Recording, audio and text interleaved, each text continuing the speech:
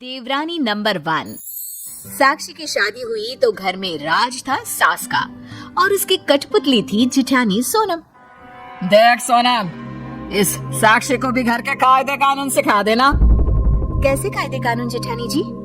मैं खड़ी हूँ ना यहाँ, फिर क्यों पूछ रही है जेठानी से? है नीचा दिखाना चाहती है मुझे? क्यों? क्यों?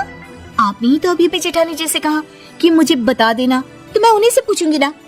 बताइए ना जेठानी जी, क्या क्या है नियम, कायदे और कानून?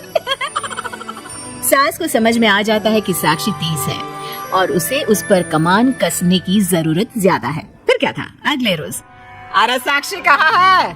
मेरे सर पर तेल रख जरा और दम कर मालिश कर दे। मैं कर देती हूँ ना माँ जी, वैसे भी मैं ही तो करती हूँ। अरे नाना, तेरा हाथ देखे है कितने कड़े और टाइट है। मैं तो आराम से सुकून से सर पर तेल लगवाना चाहती हूँ। सास का मकसद साफ था, जैसे अंग्रेजों ने किया था, फूट डालो और राज करो। कैसी बात कर रही है सासू माँ, मेरे हाथ कितने कोमल है, देखिए तो। सोनम सीधी थी, वो सास को हाथ दिखाने लग जाती है। तभी साक्षी आती है। नहीं नहीं सोनम भाभी, आप आराम करिए, मैं खाना बना कर आई हूँ, सासू माँ के सर पर तिल में लगा देती हूँ। वैसे भी सासू माँ कोई झूठी औरत तो है नहीं जो झूठ बोलेंगी। अरे आज के बाद सासू माँ आपसे कभी तेल नहीं लगवाएंगी, लिख कर ले लीजिए। क्यों सासू माँ? सास भी शानी बनने के चक्कर में हाँ कर देती है। अरे जरूरत ही क्या है? अरे जब ऐसी परी जैसी बहू आ गई है तो ऐसी खड़ूस के हाथ को क्यों मैं अपने सर पर हाथ रखने दूं? सोनम परेशान तो होती है, लेकिन फिर मन में सोचती है बात तो ठीक है, मैंने बहुत काम कर लिया, अब मैं आराम करती हूँ। लेकिन कहाँ, जहाँ सास का राज हो वहाँ सोनम आराम कैसे कर लेती? सोनम, अरे सोनम, साक्षी के आ जाने के बाद से तो कुछ ज्यादा ही आलसी हो गई है तू। यहाँ अभी सोनम सोच ही रही होती है कि चलो सास के पास जाकर थोड़ी देर बैठकर आ जाते हैं कि सास की आवाज आनी शुरू हो गई।